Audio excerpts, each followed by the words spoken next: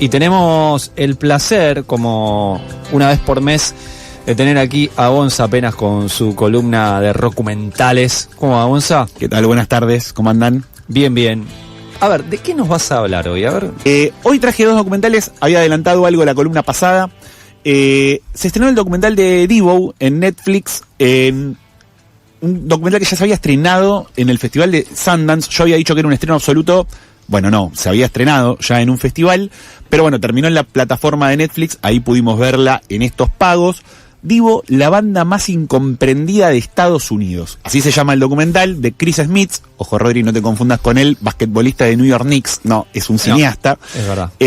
Como decía, la película se estrenó a fin del año pasado y ahora la tenemos en Netflix para ver acá en Argentina. Claro, es una banda incomprendida. Yo, la verdad que siempre pensé que Devo era una banda punk que era muy rupturista para el punk, pero que también para la electrónica era muy rockera. Bueno, en realidad hay algo de todo eso, pero ahora entiendo por qué es una banda incomprendida. Menos mal que el documental es un documental clásico. O sea, principio, nudo, desenlace, toda la trayectoria de la banda y nada más, porque si encima jugaban con lo rupturista ahí, no iba a entender nada. Porque, bueno, sí, Devo es una banda que llegó muy temprano a la época en la que empezó a hacer las cosas que estaba haciendo, sobre todo en vivo. Devo se crea porque un grupo de amigos que iban a la facultad empiezan a protestar contra la guerra de Vietnam, forman parte de protestas que tenían en la universidad y un día reprimen feo esas protestas. Entra la policía, empieza a disparar contra la multitud y mata a 4 personas, a 4 compañeros de estos amigos que iban a la universidad. Y ellos ya estaban pensando en la cuestión de la involución humana. Segunda Guerra Mundial, todos se matan. Pensé en, no sé, dialéctica del iluminismo, el concepto de mito. Sí. Y ellos estaban muy en esa. Claro, cuando ocurre esta escena de la facultad, dicen, esto se terminó acá, hay que empezar a escribir sobre esto. La involución humana ha llegado a límites completamente insospechados. Empiezan a escribir sobre la de-evolution o devolution, ¿no? Por eso le ponen Devo a la banda. Los ayuda una peli que se llama Heredarás el viento, de Stanley Kramer, una película de 1960 que precisamente trata sobre un profesor de universidad que empieza a bajar líneas sobre la involución humana. Y encuentran un cartel de fondo que dice Devo y así le ponen a la banda, donde empiezan a tocar música muy experimental, demasiado experimental. Mirá que a mí me gusta mucho todo lo que tiene que ver con ese palo, pero era hasta para mí muy experimental los demos que mostraban, y claro, la gente no los entendía, les tiraba con todo, o sea, no había manera de hacerle entrar en 1970 y pocos la música que estaban haciendo a los oyentes de la banda. ¿Qué pasa? Van a ver a los Ramones en vivo, y dice, claro, acá está el tema. Tenemos que hacer lo que hacemos, pero a un ritmo mucho más rápido. Claro. Y ahí los adopta el movimiento punk. De ahí lo que decía al principio, por eso los punkies son tan fan de la banda. Yo, en mi juventud punk rocker, veía muchas remeras de Devo, mucho fanatismo por Devo, y no entendía de dónde venía. Bueno, venía de acá, de estos comienzos, de esos primeros años de la banda. Lo que pasa es que después la banda la pega por otro lado. O sea, la banda graba un primer disco, se pelean 2 multinacionales, Virgin y Warner Bros. Se pelean por el disco, por producir el disco. Termina saliendo como, bueno, mitad de regalías para una empresa, mitad de regalías para la otra empresa, dependiendo del lugar en donde salía en los Estados Unidos. Y los conoce David Bowie. Claro, ahí dieron en la tecla. Era alguien que tenía que escuchar a esta banda. Claro. Bowie se fanatiza, le dice, yo los voy a producir y los voy a llevar a la fama. Pero después, por cuestiones de agenda, lo delega en Brian Eno. Brian Eno es el que termina de alguna manera produciéndolos por primera vez a ellos y en una de las primeras producciones de él. Entonces esa relación es bastante tensa y está muy bien retratada en el documental, hasta que sale MTV. Y MTV les da un primer empujón a la fama, porque esos videos que graban ellos con sus primeras regalías eran muy experimentales y le venía de perilla a una plataforma en ese momento que estaba solamente en 3 ciudades, y grababa o promocionaba también videoclips alternativos. El problema fue cuando MTV se vuelve nacional. Ahí deja de pasar videos alternativos, empieza a pasar videos mainstream o que estén en primeros puestos de los charts, y se olvidan del punk, se olvidan de la New Wave, por así decir, que es donde formaba parte la movida en la que formaba parte Devo, y los deja de lado. Y entonces esos videos que tenían tanto éxito dejan de ser masivos. Imaginemos una época pre-YouTube, ¿no? Solo si no estás en la tele y en la radio no vas a ser escuchado. Entonces ellos empiezan a grabar cosas más rupturistas. O sea, como que redoblan la apuesta, empiezan a grabar música electrónica, funk, y la pegan con su máximo hit, Whip It, que tal vez si uno lo escucha, lo pasan en Aspen, digamos, ¿no? Música que todo oyente podría reconocer al escuchar los primeros acordes. La pegan con ese tema y ahí tienen un segundo espaldarazo. Pero después la banda se separa por algo que es lógico. Dice, es muy difícil no formar parte de algo que era de lo que nosotros nos reíamos, nos burlábamos y hasta criticábamos. Y la banda no es que nos peleamos, directamente dejó de tocar. Quedó como de lado, nos empezamos a juntar cada vez menos y nos separamos sin siquiera decir, che, la banda no va más. El final es bastante melancólico, porque bueno, termina de esa manera. O sea, es como el fin de la banda y no hay otra cosa. Sí, el legado que dejaron, sí, la cantidad de fans que tienen. Por ejemplo, Neil Young, que los invitó a formar parte de su película, está las escenas que forman parte están en el documental. Así que me parece un documental muy recomendable, porque aparte es muy cortito, dura 1 hora 20, 1 hora y media. Así que si tienen tiempo de conocer a esta banda, se las recomiendo. Yo, por lo menos, entendí un poquito más de la banda más incomprendida de Estados Unidos, que es Devo. Muy bien, entonces, primer documental recomendado por Gonza Penas en su columna Rockumental, y ahora te vas a un género... Me voy para no me animo a decir totalmente distinto, porque tiene algo de punk, de lo que vas a hablar, pero te dejo a vos. Para mí el tango es un subgénero del punk, o el punk es un subgénero del tango. Una vez que las dos cosas ya fueron creadas, juntarlas, no tardamos mucho tiempo en juntarlas, por lo menos para mí, como pan rocker y tanguero, no veo mucha diferencia entre un género y el otro.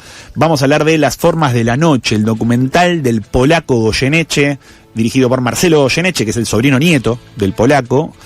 Una proyección especial en el Cine Gaumont el 27 de agosto, a 31 años de la muerte del polaco. Un documental que se había estrenado en el Bafisi del 2024, si no me equivoco. Sí, sí. Yo me lo había perdido, no pude ir tampoco a la función especial que hubo en el 2024 y dije, uy, esta es la mía. Cuando vi que el miércoles 27 de agosto había una función especial, me mandé para el Gaumont. Estaba Marcelo Goyeneche, dijo unas palabras muy lindas sobre el polaco y también sobre el Inca, para valorar en este momento del cine nacional. También tocaron unas milongas antes del documental, y después el documental, a mí la realidad es que me partió la cabeza, porque amigo Goyeneche me gusta mucho, pero bueno, siento como lo que dije en el documental de Piazzolla, siento que Argentina es un lugar con mucha memoria, con mucho espacio de archivo, pero poco explotado. Cuando fue el documental de Piazzolla, dije algo muy similar, o sea, había imágenes que nunca se habían proyectado en Argentina. Estamos hablando de Piazzolla. Acá pasa exactamente lo mismo con el documental del polaco. Un documental que arranca con una frase que me encanta. El polaco diciendo, yo le agradezco todas las noches al tango, y a veces yo escucho cuando canto un tango que el tango me agradece al oído a mí. Así arranca el documental, que obviamente arranca con una versión en vivo de Alma de Loca, uno de sus primeros cortes de difusión, tal vez uno de sus tangos más conocidos, y empieza a mezclar imágenes de archivo con testimonios muy importantes. El de su esposa, que hoy, si no me equivoco, ya no está entre nosotros, pero sí en el momento en el que se hizo el documental, y aparece hablando sobre su vida privada con el polaco, diciendo, bueno, yo a veces le caía de sorpresa para darle una sorpresa a él, a veces lo esperaba la noche para que venga y se me quede contando la noche. No es lo que uno piensa que podría llegar a tener el polaco con su esposa, sino es una relación de amor extraordinaria y hermosa. Primer gran sorpresa que me llevé del documental. Después aparecen sus hijos, uno de ellos tuvo un problema con la ley, no vamos a ahondar en eso, explica lo difícil que es ser hijo de un emblema nacional como es el polaco Goyeneche. El otro más o menos es el que va recorriendo la historia del polaco en el tango. Aparecen personas como Gustavo Varela, hablando de la trayectoria de Goyeneche, Matías Longoni, que dice algo muy cierto también, dice, a nosotros los jóvenes nos llega el último Goyeneche. El Goyeneche que fraseaba, el claro, que te cuenta el tango, dice. Lo cual es cierto, porque para alguien que se crió con su abuelo y su abuela, escuchando a Larrea, a Carrizo, y escuchaba los tangos de Goyeneche, escuchaba esos tangos, yo, por ejemplo. Claro, claro. Entonces, a mí también me llegó ese último polaco. Pero hay todo un polaco de la década del 40, 50 y 60 que por ahí no está tan abordado desde nuestra generación, que es interesantísimo. Goyeneche entra a grabar con 18 años, se mete en la orquesta nada más ni nada menos que de Raúl Kaplún. Ahí empieza a cantar sus primeros tangos, graba el primer tango en el 48, Celedonio, e inmediatamente después entra a la orquesta de Horacio Salgán, donde graba Alma de Loca, su primer LP, por así decir. Podríamos decir, bueno, una época donde LP, vinilo, producciones, un tanto confuso. Sí. La década del 50, podríamos decir que es su primer trabajo como álbum de estudio.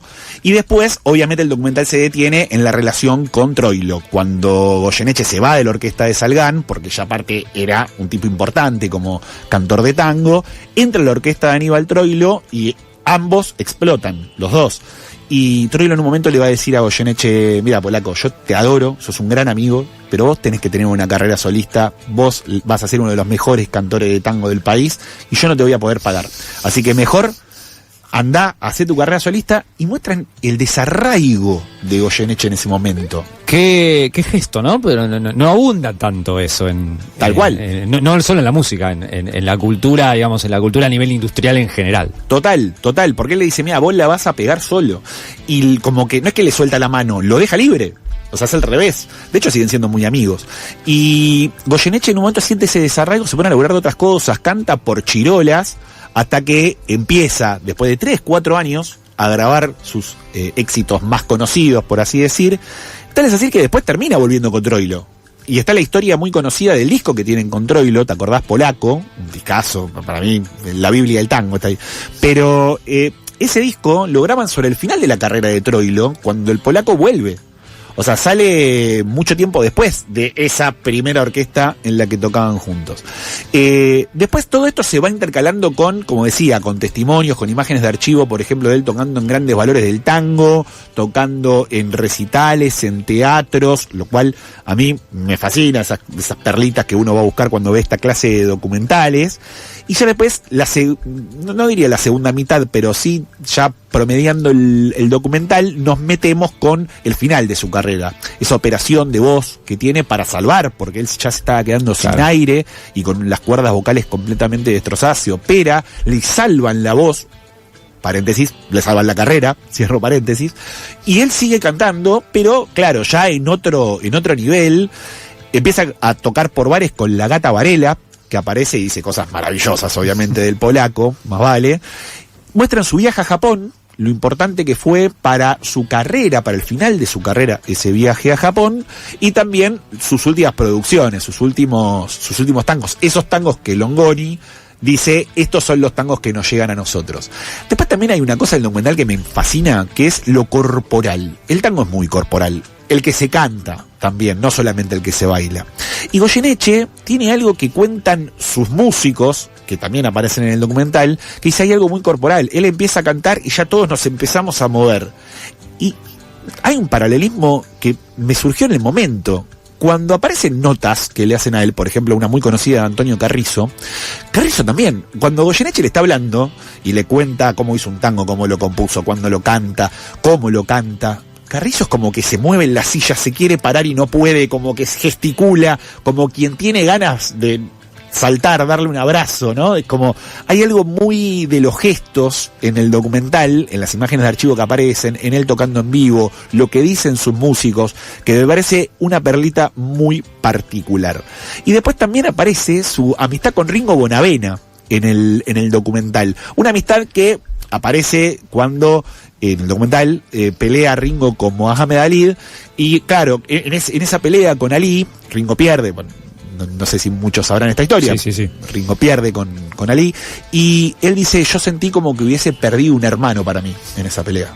Entonces digo, bueno, en una relación de amistad bastante cercana, tampoco sabía ese dato, con lo cual viene el documental en ahondar en esa parte. Y después cierra con tal vez lo más lindo que tiene Goyeneche, que son las amistades. Porque ese legado que deja lo llena de amistades. En el rock nacional, Mercedes Sosa, Fito Páez. Dentro del mundo del tango todos lo aman, Piazzolla incluido. Piazzolla, que dividió aguas en la historia del tango, termina también siendo muy amigo, graba con él Balada para un loco, y él va a decir: yo no soy rico en dinero, soy millonario en amigos. No sé si muchos pueden decir lo mismo. Y tiene una risita socarrona, ¿no? Y así termina el documental. La verdad, un documental más que recomendable. Yo, si lo pueden buscar por ahí, va a estar muy pronto, me dijo el director, en Cinear. Así que bueno, pueden esperar un tiempito a que aparezca en la plataforma, y si lo pueden rastrear por ahí, si lo dan en algún cine de barrio o en algún cineclub, yo se lo recomiendo porque es un flor de documental. Gonza Penas con Rocumentales, un placer como siempre.